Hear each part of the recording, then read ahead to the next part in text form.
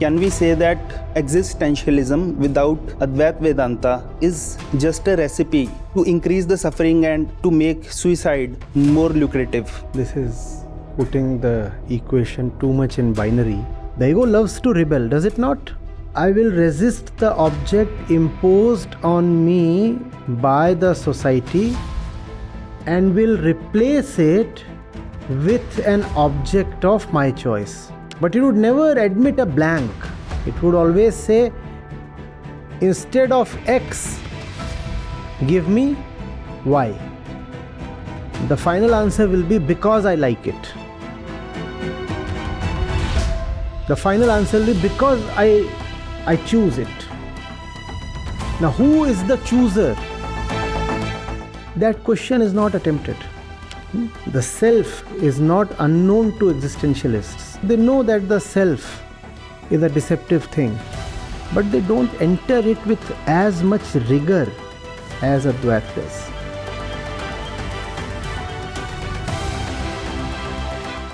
So we discussed that existentialists resisted society and habits and other outside influences, but they didn't question the subject. It means that without questioning the subject, as we learn in Advaita Vedanta, the effort to resist the outside influences increases exponentially, because the power to external influences is provided by the ego itself. So, can we say that existentialism without Advaita Vedanta is just a recipe to increase the suffering and to make suicide more lucrative?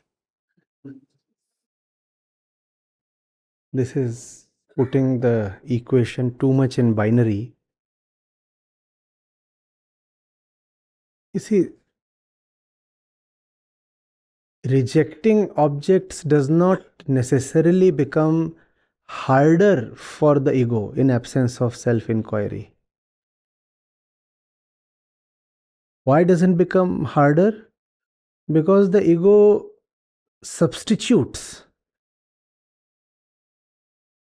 I will resist the object imposed on me by the society and will replace it with an object of my choice. So it is no more as hard as it looks. The ego loves to rebel, does it not? I don't like this.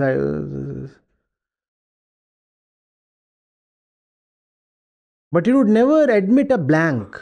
It would always say, instead of X, give me Y. So the situation is not all that unacceptable for the ego. It doesn't have to face the void. It doesn't have to encounter its own blankness. There is just substitution. I will not do what you please. I will do what I please to.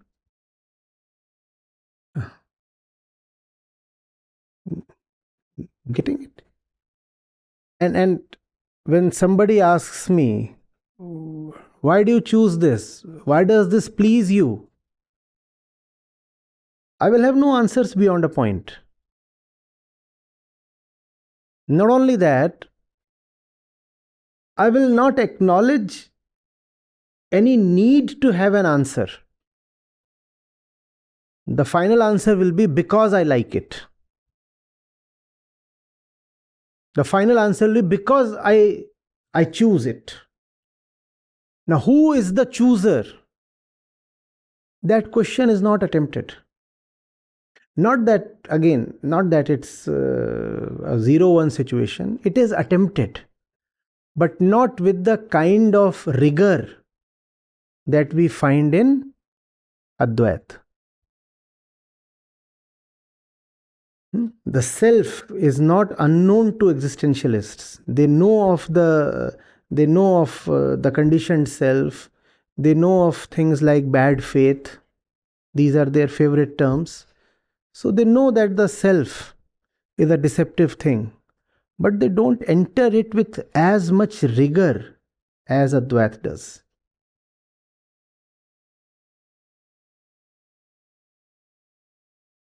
Sir, then what is the main reason of the increased rate of suicides in intellectuals?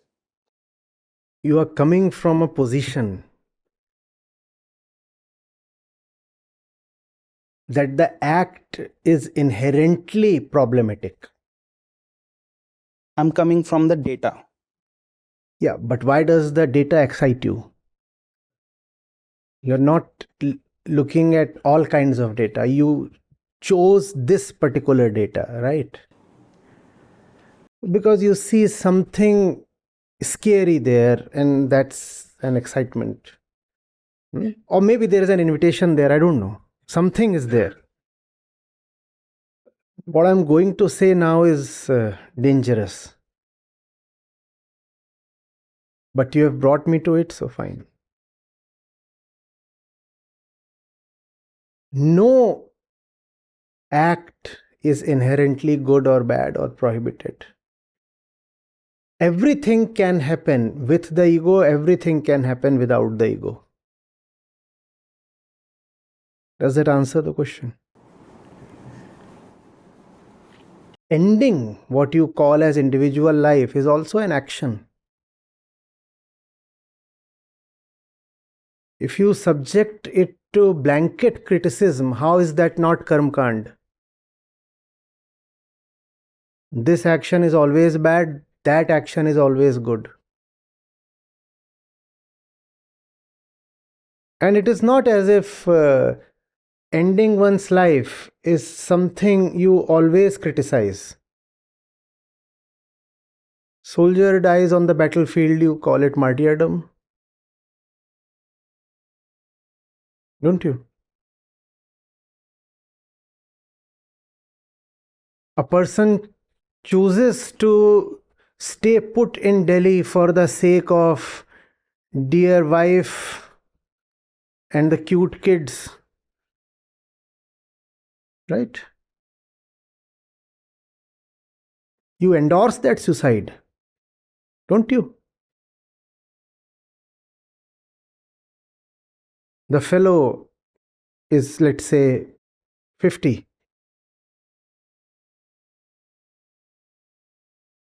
India, the average male lives till 75.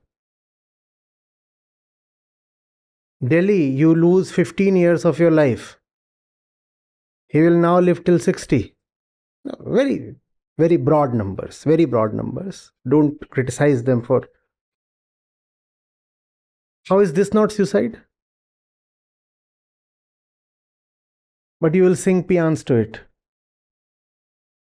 You will say, such a responsible family man.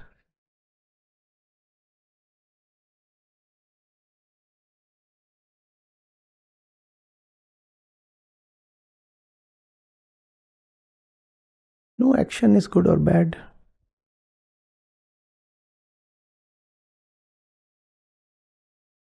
There is no point in ending life. There is also no point in continuously living on. Advaita does not endorse either position.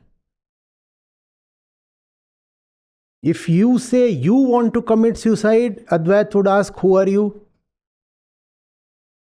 Who are you? The ego is attempting suicide. Now that's the problem. The suicide is not the problem. The problem is the ego attempting the suicide.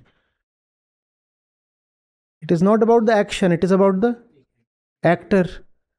The problem is that the ego is doing this. That's the problem. The deed is not the problem. The doer is the problem. Equally, when you say, I want to live on, I want to live on, I want to survive, that too is a problem because the ego wants to live on.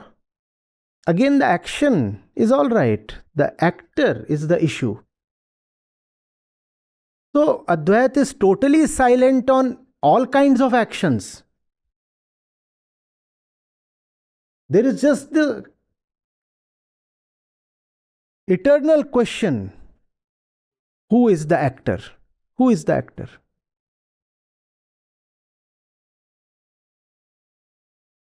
And in most suicides, the actor is the ego. The suicides are all egoic.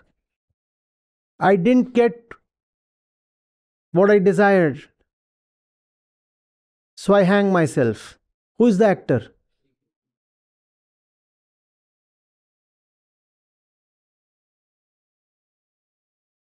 That's the problem. The act itself is neither good nor bad. I just don't know how I have been heard.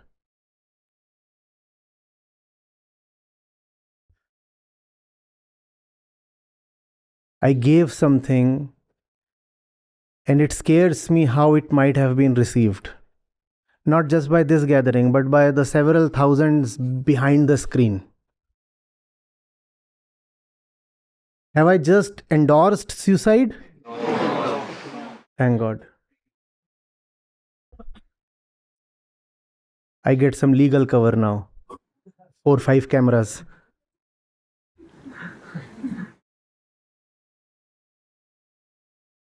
We are left very uncomfortable with Advaita, right? We want some certainty in terms of action. Please certify something as being good and something as being bad. We beg. Advaita stands silent and says nothing. Nothing. You came to me because you were suffering. My job is to tell you that you are the suffering. If you remain, suffering remains. And your relationship with Advaita is bridged by suffering. Otherwise, why would you go to Advaita? You are Advaita. Suffering is the bridge between the ego and Advaita.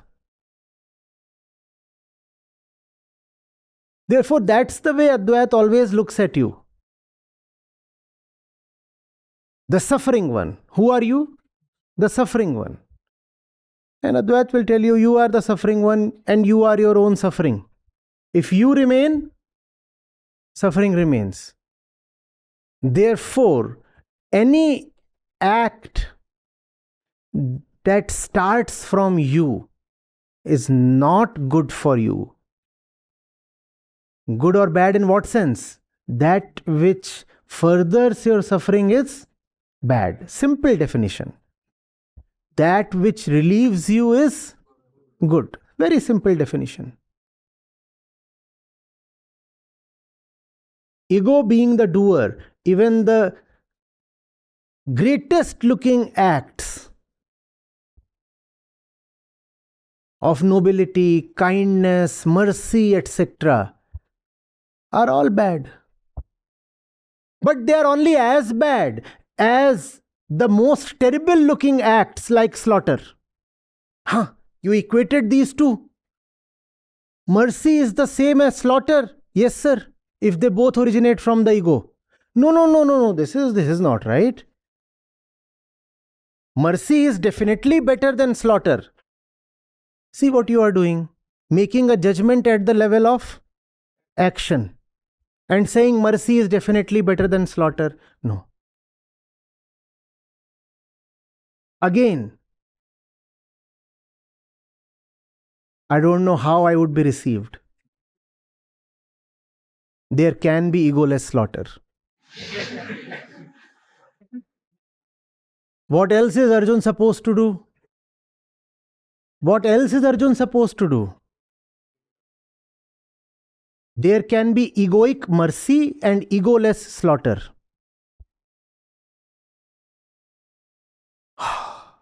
Now anything can be justified. This was an egoless slap. Praise me. Roll at my feet. I robbed you. Egolessly.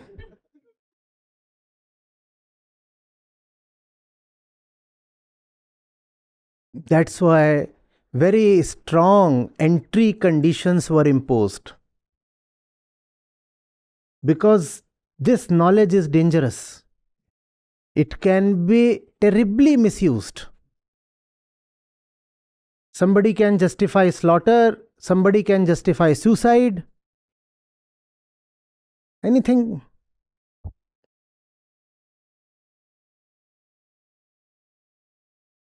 But yes, in principle, in theory, egoless slaughter is possible. Egoless destruction is totally possible. That's what Mahadev is supposed to represent, right? What else is pralay? Does pralay mean that only buildings, etc., will be gone? The infrastructure will collapse, leaving the human beings and other ones intact. Is that what pralay is supposed to mean? So, what does Mahadev stand for? Total destruction. Doesn't matter whether you are sentient, insentient, conscious, material, doesn't matter. Egoless destruction. You cannot accuse him of the destruction he brings about, because coming from Shiv, Shiv is not a person. Shiv as a principle, Shiv as an understanding. Coming from that understanding, this destruction is egoless. Egoless, therefore auspicious. Whatsoever comes from that egoless point is auspicious. You don't need to bother about the consequences. To the society, it may look good or bad.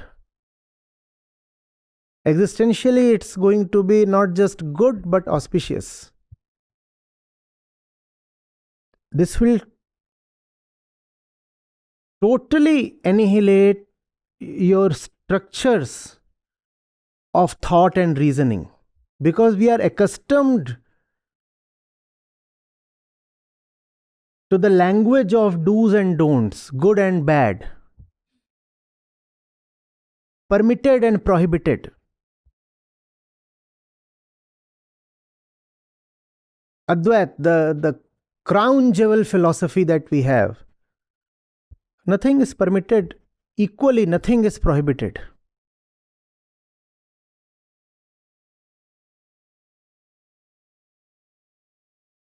As long as you are there, it's not fine.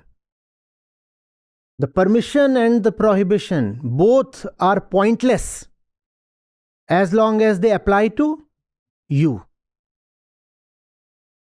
It is all good only when there is nobody to be permitted and nobody to be prohibited. Therefore, free action is just happening.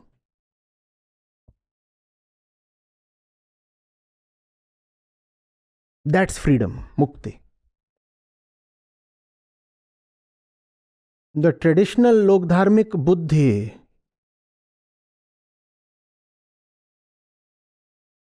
would be in shock. What's going on? This way there would be moral corruption. Who will control the women now? That's always the first concern there. If nothing is prohibited, they will all run loose. Like Arjun was wondering.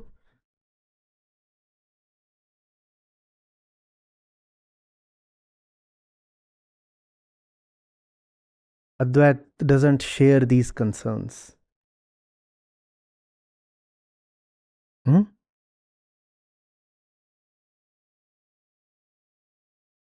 Disappear and let life play.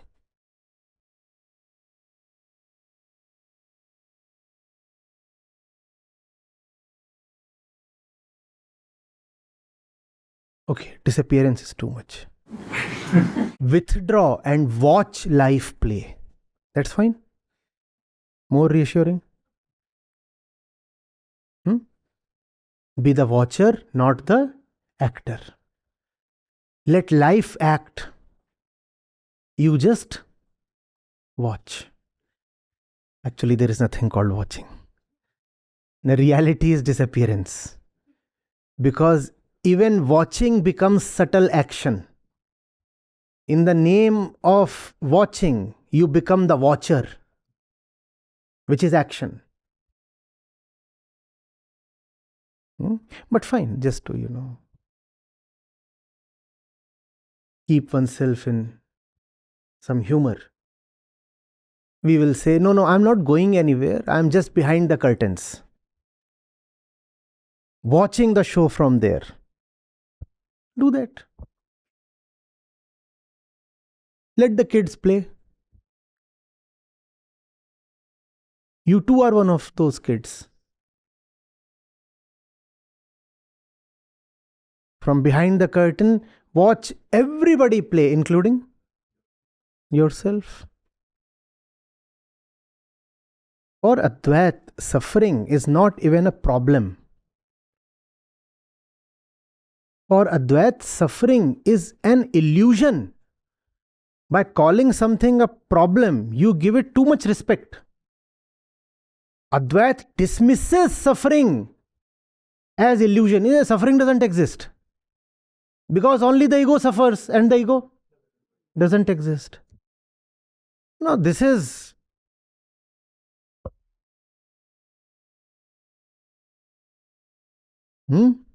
Rishi Pro Max. You go to the sage saying, I'm suffering so much. And he'll say, but you are not. He won't say, come, I'll relieve you of suffering. He'll say, no, you're not suffering. Why am I not suffering? You said you are not suffering. You are not suffering because you are not. The sufferer is a myth. This is one of the reasons why Lokdharm prospered.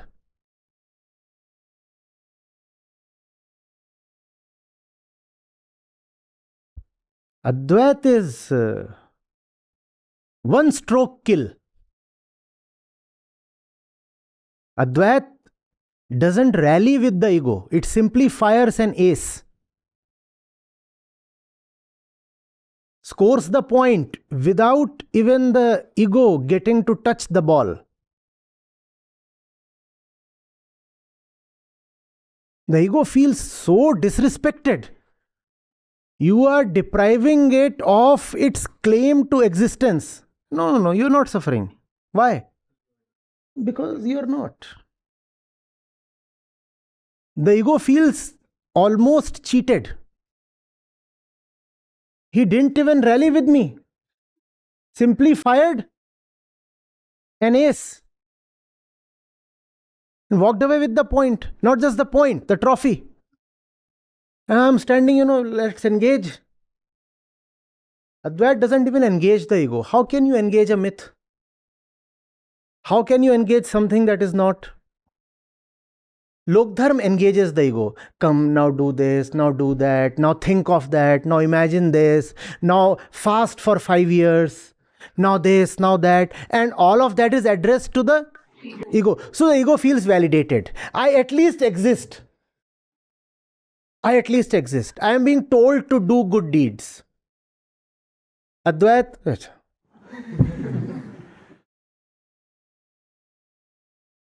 You go to the sage weeping and he will say, don't you have something else to do? You're almost laughing. If he is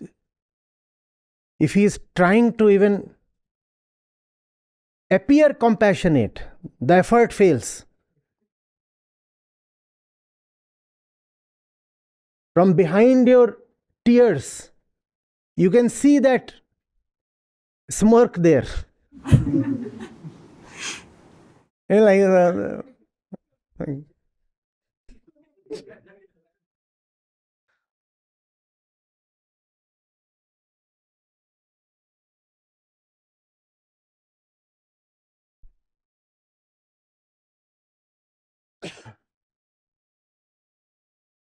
See why the Upanishads are so precise, so succinct. Because there is not much to say anyway.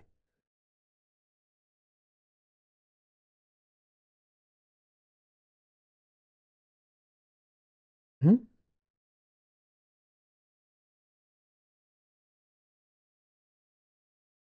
Lok Dharm will say you have to get into this ritual, this practice for 20 years, and then you will be blessed.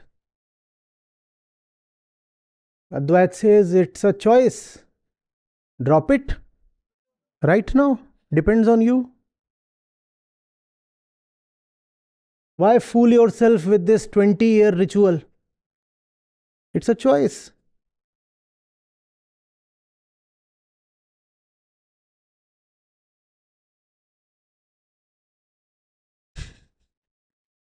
The common man does not like this. He wants to feel seen. He wants to feel heard. Bro, I feel you, bro. The sage will never say, I feel you, bro. No, bro, I feel nothing.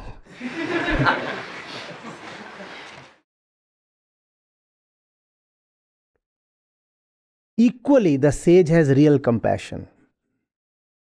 In Lok Dharm, there is a lot of shared delusion. Advaita has genuine compassion. Relieving somebody truly of his suffering. What else is compassion? Whereas pretending to relieve while enabling the person to stay in the circuit of suffering, is that compassion? That is violence, actually.